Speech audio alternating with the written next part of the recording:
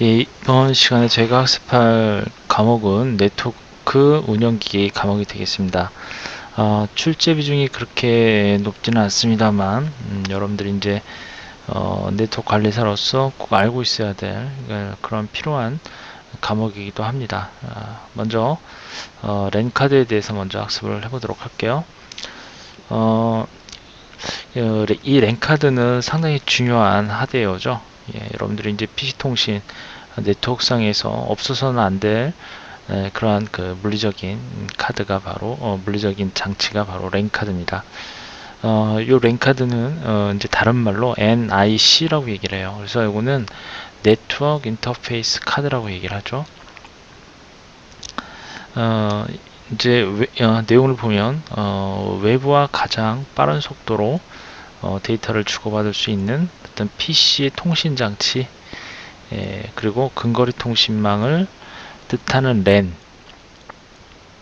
그리고 비디오 카드나 모뎀처럼 PC에 슬롯이 있어요. 이렇게 이제 랜 카드를 꽂을 수 있는 확장 슬롯이 있는데 그 슬롯에 이제 이렇게 꽂아서 사용되는 장치를 의미하는 카드를 랜 카드라고 그래요. 이제 보통 랜 카드는요 외장형이 있고요.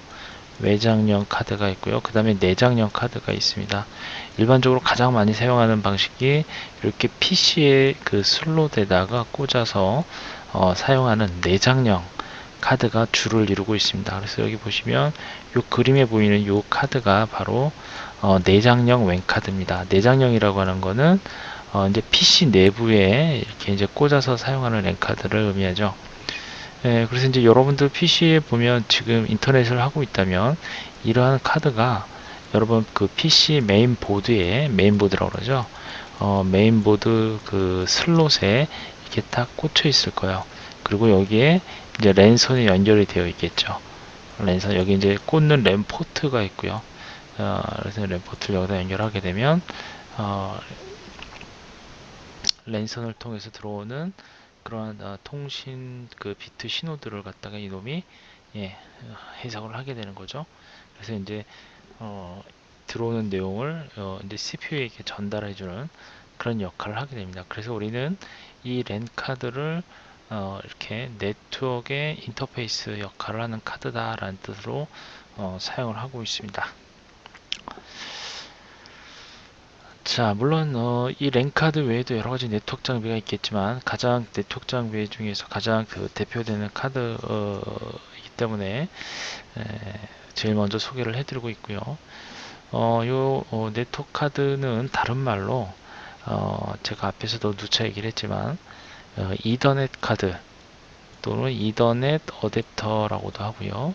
그리고 NIC라고도 얘기를 한다고 그랬어요.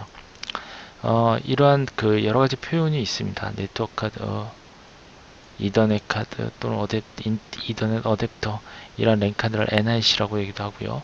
일반적으로는 랜 카드란 말을 많이 사용을 하고 있죠.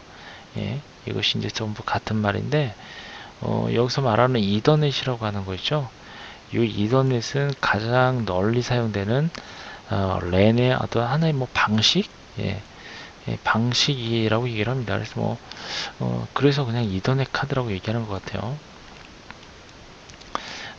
그래서 이제 랜에 연결된 PC나 워크스테이션들은 대체로 이더넷이나 또는 토큰링과 같은 어떤 근거리 전송망 통신 기술, 이런 그런 기술 중에 하나인데요. 이더넷 그런 기술을 위해서 특별히 설계된 랜 카드를 장착을 하고 있습니다. 그리고 토큰링 이런 것들도 다 이런 그 근거리 통신망 전송에 포함되는 하나의 기술이라 보시면 되는데요.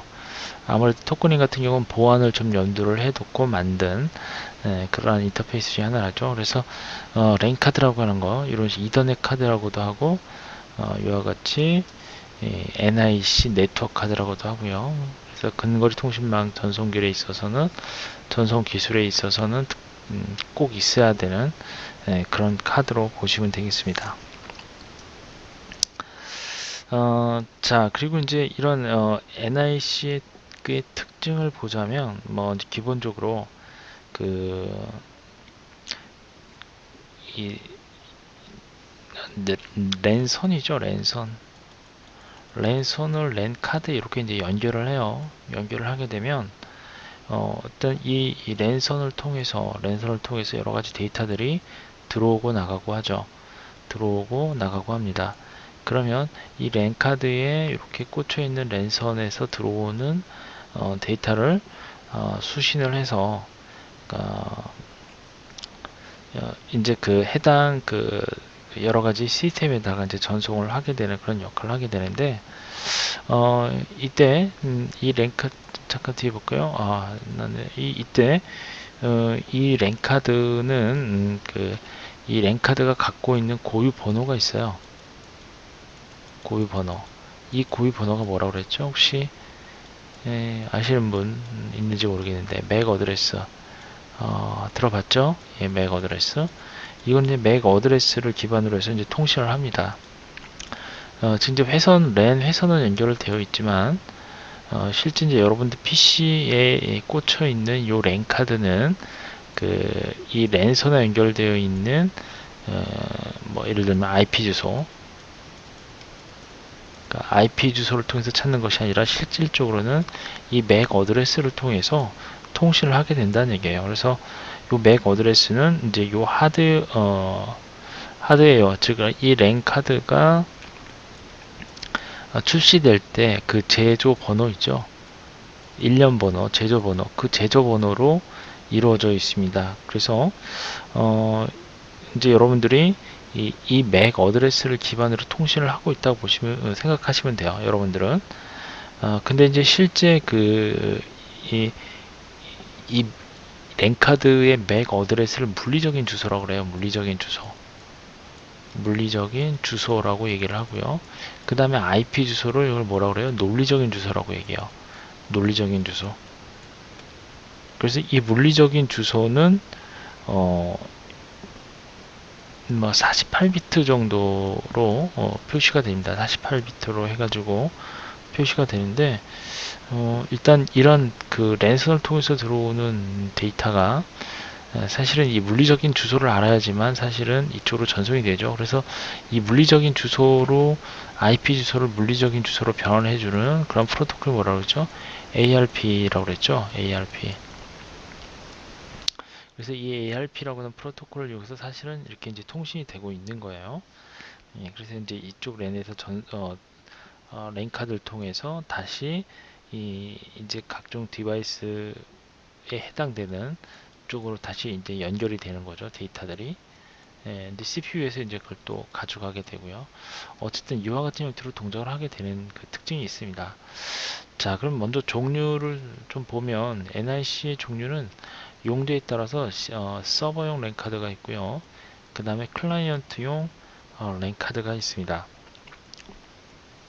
이거 그러니까 서버용 랜 카드, 클라이언트용 랜 카드 이제 약간의 차이는 있습니다. 그러니까 이런 식으로 구분을 하고요. 물론 구분하는 방법은 여러 가지가 있어요. 접속 네트워크에 따른 분류도 있습니다. 이더넷 카드 또는 패스트 이더넷 고속통신이죠. 그래서 예전에는 이제 10Mbps 를 많이 사용했는데 최근 들어서는 뭐 패스트 이더넷 또는 기가빗 이더넷 카드 1GB, 10GBps까지 가능하죠. 최근 이제 여러분 그 사용 환경에는 이제 100Mbps 정도로 해서 이제 요즘에는 이제 고속 통신이 가능하도록 이제 100Mbps로 이제 지원을 하고 있죠. 아마도 이제 이 패스트 이더넷 정도로 해서 많이 사용하고 있을 거고요. 그 다음에 토큰링 카드라든지 그 다음에 ATM 카드 같은 이런 분류로 해볼 수가 있습니다. 이제 주로 이더넷 카드 같은 경우에는 기가빗이나 또는 패스 이더넷 이런 것들은 이제 하나를 묶어서 이렇게 이제 분리를 할 수가 있고요. 이제 보통 이더넷 카드 정도로는 이제 최근에는 이제 거의 사용이 좀 드물고 요 중간에 있는 100메가짜리 요 카드를 많이 사용을 하고 있고요. 기가빗 같은 경우에는 이제 거의 광통신이죠. 예, 광통신을 하는 방식이라 따라서 광 케이블을 통해서 이제 전송이 되고 있습니다. 이런 이더넷 아키텍처는 이제 i 트리플 자, 요 i 트리플 802.3이라고 하는 표준안에 이제 표준안이 있고 이제 이런 것들을 지원을 하고 있습니다. 그 토큰링 카드 같은 경우에는 토큰링용으로 카드가 있어요. 그래서 이거는 주로 메인프레임 장비에서 뭐 3메가bps나 또는 16메가bps를 지원하고 있고요. 이 같은 회선에서는 다른 코드와 어떤 혼용을 해서는 안 됩니다. 항상 다른 카드와 혼용이 불가능해요. 그리고 다른 네트워크의 어댑터 카드가 다른 네트워크 어댑터 카드에 비해서는 좀 가격이 좀 고가인 부분에 해당이 됩니다. 토큰링 카드는요. 그다음에 뭐 ATM 카드가 있는데 이 ATM은 이제 ATM 접속을 위해서 이제 랜에 연결하기 위해서 그 ATM 랜 에뮬레이션 기능을 이용을 하고 있습니다. 이거는 이제 네트워크 백본에 이제 이 ATM이 도입된 경우에 사용할 수 있는 그런 카드라 보시면 되겠고요. 어쨌든 이런 접속 네트워크에 따라서 이렇게 이제 분리를 해볼 수가 있고요. 자, 그리고 종류가 이제 뭐 버스 형태에 따라서 이제 맨보드에 이제 설치되는 그 카드들은 보시면은 이제 그 버스라고 그래요. 이제 데이터가 지나가는 어떤 버스 종류가 있습니다. 회선에 이제 데이터 회선이라고 그러죠. 그래서 이 버스의 종류가 여러 가지가 있는데 그 버스 종류에 따라서 랜카드 종류를 구분을 하게 돼요. 가장 많이 사용하는 방식은 이제 우리가 가장 많이 사용하는 방식은 요 아이사 방식하고요. 그 다음에 PCI 방식이에요. 이 두 가지 방식을 가장 많이 사용하고 있고요. 최근에는 뭐 PCI 방식을 거의 많이 사용을 하고 있다고 보시면 되고요. 아이사 방식은 8비트, 16비트 또는 AT버스라든지 뭐 이 아이사 라고 하는 32비트용으로 나와 있고요. 그리고 여기 보시면 IRQ 공유라든지 PNP 제공, 이런데 PCI 방식은 PNP 제공의 특징이죠. 그래서 32비트 CPU의 부하를 감소시켜서 성능을 향상시켰고 가장 많이 사용되고 있는 방식이 바로 PCI 방식이에요. 그리고 이제 밑에 보면 PCMCI 노트북에서 사용하는 거고요. 그 다음에 USB 방식, 직렬 포트라든지 주변 기기 컴퓨터 간에 PNP를 제공하는 USB 방식도 있습니다. 이 PCI 방식이 이제 가장 많이 사용하는 방식이라고 보시면 되겠고, 이 PCI, PNP 기능이 등장하게 돼, PCI 방식이 등장하기 전에, 이게 활성화하기 전까지만 해도 아이사 방식을 가장 많이 사용했었는데, PCI를 최근에는 가장 많이 사용하는 방식으로 알고 계시면 되고요. 그리고 커넥터 종류인데,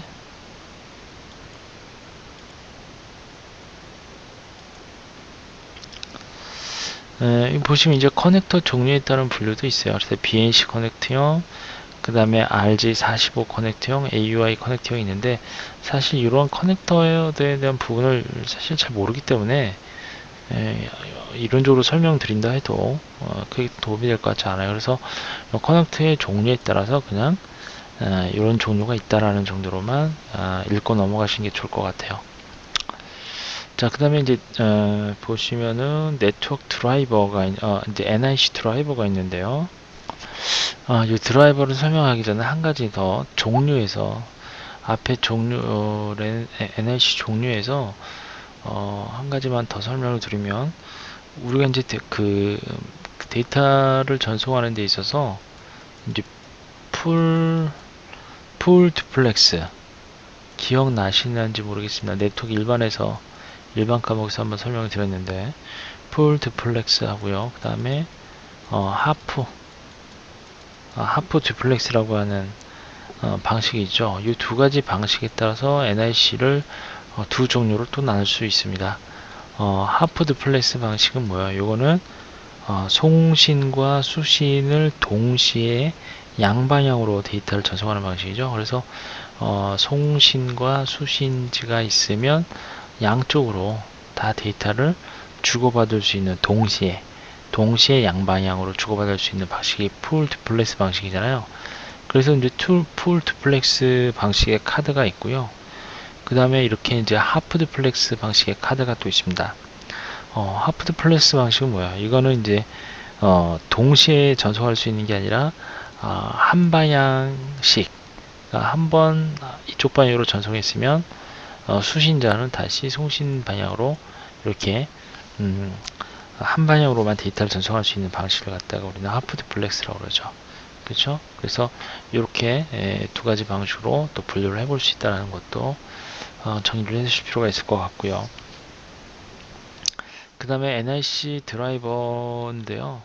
이거는 이제 네트워크 인터페이스 어댑터를 제어하는 소프트웨어입니다. 어댑터를 제어하는 소프트웨어, 즉 그러니까 중간에서 네트워크 카드가 있고, 그 다음에 이러한 그 네트워크 카드를 그 해당 OS에서 인식할 수 있도록 해주는 어떤 그러한 프로그램이에요. 그래서 이제 우리는 이거를 네트워크 인터페이스 어댑터를 제어하는 소프트웨어다라고 얘기를 하죠. 또는 네트워크 어댑터라고도 얘기를 하는데, 보시면 하드웨어를 초기화하고 네트워크를 통해서 맥 계층으로 입력된 데이터를 버퍼링하여 상위 계층으로 전달해주는 역할도 하고요. 그 다음에 드라이버는 데이터 링크 계층에서 동작을 하고, NIC는 물리 계층에서 동작을 합니다. 그래서 이제 OSI 7계층에서 보게 되면 이 드라이버가 어떤 입력된 데이터를 버퍼링 한다는 얘기는 뭐예요? 이렇게 버퍼에다 모아놓고 상위 계층으로 전달해주는 역할을 한다고 그랬죠. 그래서 이제 이 드라이버가 바로 데이터 링크 계층에서 동작을 하는 그런 역할을 해요. 근데 물리 계층에서 동작하는 거는 이제 랜 카드가 이제 실질적으로 물리 계층에서 동작을 하는 거죠. 랜 카드 자체가. 네, 그래서 이제 요것도 잘 알아두셔야 될 것 같아요. 드라이버는 데이터 링크 계층, OSI 7계층에서 데이터 링크 계층에서 동작을 한다라는 거 기억을 해 두시고요. 그 다음에 이제 NIC 카드 설치인데요. 이 NIC 카드 설치는 앞서 설명드린 대로 이제 그 메인보드에 보게 되면 확장 슬롯이 있습니다. PCI 슬롯이 있는데 PCI 슬롯에다 이제 딱 꽂아서 사용하는 거예요. 그래서 이제 최근에는 그 PNP 기능이라고 그래서 메인보드에는 PNP 기능이라는 게 요즘엔 다 있어요. 그래서 이 PNP 기능은 뭐냐면 어떤 그 카드 하드웨어를 이렇게 딱 장착을 했을 때 그 카드웨어를 자동으로 인식해주는 기능을 PNP라고 얘기합니다. 플러그 앤 플레이라고 하는 뜻인데요. 그러니까 플러그에 들어오면 자동으로 자기가 동작을 해서 설치가 되는, 설정이 되는 그러한 방식의 기능을 PNP 기능이라고 그래요. 그래서 랜카드 같은 경우는 대부분 이제 많이 사용하다 보니까 이런 PNP 기능에 의해서 자동으로 그 해당 시스템에서 인식되도록 하고 있습니다. 그래서 이제 랜카드만 꽂기만 하면 바로 설치가 돼요. 예전에는 뭐 드라이버도 설치를 했는데 최근에는 드라이버 설치도 할 필요가 없을 정도로 그렇게 이제 다 되어 있습니다. 여기 보시면 뭐 시스템에서 새로운 드라이버 요구 시에는 드라이버를 설치를 해야 되겠죠. 근데 뭐 이런 작업들은 이제 거의 다 요즘에는 하지 않더라도 자동으로 이제 드라이버가 다 설치가 되는 걸로 알고 있어요. 그래서 뭐 만약에 이 드라이버를 요구를 한다면 시스템의 장치 관리자 그다음에 네트워크 어댑터 메뉴에서 요 해당 목록을 선택을 해서 IRQ 메모리, IRQ라든지 또는 메모리 주소라든지 IO 주소 같은 것들을 설정을 할 수가 있어요. 요 이제 여러분 요 IRQ라고 하는 거 이런 용어들은 아마 처음 듣는 분들 많이 계실 텐데요. 이 IRQ는 그 Interrupt Request라고 그래요. 그래서 어떤 시스템에 장착되는 어떤 그런 장치들의 어떤 문제가 발생했을 경우에는 인터럽트 처리 신호를 보내게 되는데 이때 그 인터럽트를 인터럽트 처리를 하는 그런 인터럽트 처리를 실행하는 신호를 이제 IRQ라고 합니다. IRQ. 그래서 이걸 인터럽트 리퀘스트라고 그래요. 그래서 요청하는 거죠. 인터럽트 처리를 요청하는 신호. 뭐 그렇게 이제 보시면 될 것 같아요. 또 문제가 발생했을 경우에 인터럽트 처리 신호라든지 그 다음에 메모리 주소, IO 주소 이런 것들이 설정이 가능하고요. IRQ는 이제 주변 기기가 컴의 일을 요청하는 것으로 되어 있죠. 그래서 어떤 주변 기기로부터 주변 기기가 어떤 컴퓨터에 일을 요청한다는 얘기는 이건 뭐예요? CPU에게 요청한다는 얘기죠. 그래서 인터럽트 어떤 하던 일을 멈추고 바로 주변 기기가 그 일을 할 수 있도록 CPU에다 요청하는 그런 신호를 의미합니다. 그럼 메모리 주소는 NIC에 예약된 버퍼 영역의 시작 부분으로 되어 있고요. 메모리 주소 그렇게 이제 설정하시면 되고요. 그 다음에 IO 주소는 OS와 입출력 장치 사이의 메모리 주소를 설정하시면 되겠습니다. 자, 이렇게 이제 랜카드에 대해서 쭉 살펴봤는데요. 여러분들이 꼭 알아두셔야 될 게 맥 어드레스는 이거는 랜카드의 물리적인 주소에 해당된다고 했죠. 그러면 이 맥 어드레스가 OSI 7계층에서 어디에 해당이 될까요? OSI 7계층 바로 2계층에 해당이 됩니다. 데이터 링크 계층이죠. 그렇죠? 데이터 링크 계층 요거 꼭 기억해 두시고요. 데이터 링크 계층에 해당이 되고 요 맥 어드레스는 6바이트입니다. 6바이트로 표시가 돼요. 이것도 알아두시길 바랍니다. 6바이트. 그럼 총 몇 비트죠? 86에 48, 48비트. 그죠? 48비트의 형태로 이루어져 있습니다. 이것도 좀 외워두셔야 될 것 같아요. 48비트. 자, 그래서 전체적인 랜카드에 대한 개념, 기본적인 개념을 정리를 해드렸고요. 문제를 통해서 어떻게 문제가 출제해야 되는지 출제 유형을 좀 파악을 해보도록 하겠습니다. 자, 문제를 좀 먼저 좀 풀어보도록 하겠습니다. NIC를 설치하는 데 있어 고려사항으로 옳지 않은 것은 이제 랜카드를 설치하는 데 있어 고려사항으로 옳지 않은 거. 먼저 NIC를 슬롯에 설치할 때는 슬롯과 NIC의 유격이 발생하지 않도록 이거 중요합니다. 약간의 틈이 벌어지게 되면 인식을 못하는 수가 있기 때문에 장착할 때 이거 주의하셔야 되고요. 그 다음에 네트워크카드 설치 후 PNP 기능이 없는 NIC일 경우에는 NIC 인터럽트 번호와 IO 포트 어드레스를 확인을 해야 된다. NIC에 대한 드라이버는 하드웨어 수준의 조작을 행하는 부분이므로 호스트에 설치된 운영체제와는 특별한 관계가 없다.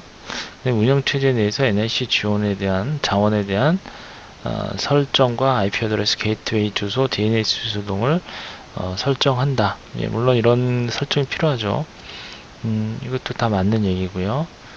자, 그런데 요 답원 좀 볼게요. 답원을 보면 NIC에 대한 드라이버는 하드웨어 수준의 조작을 행하는 부분이므로 호스트에 설치된 운영체제와는 특별한 관계가 없다. 이거는 잘못된 것 같아요. NIC는 설치된 운영체제와 특별한 관계가 없지는 않습니다. 관계가 있어요. 보시면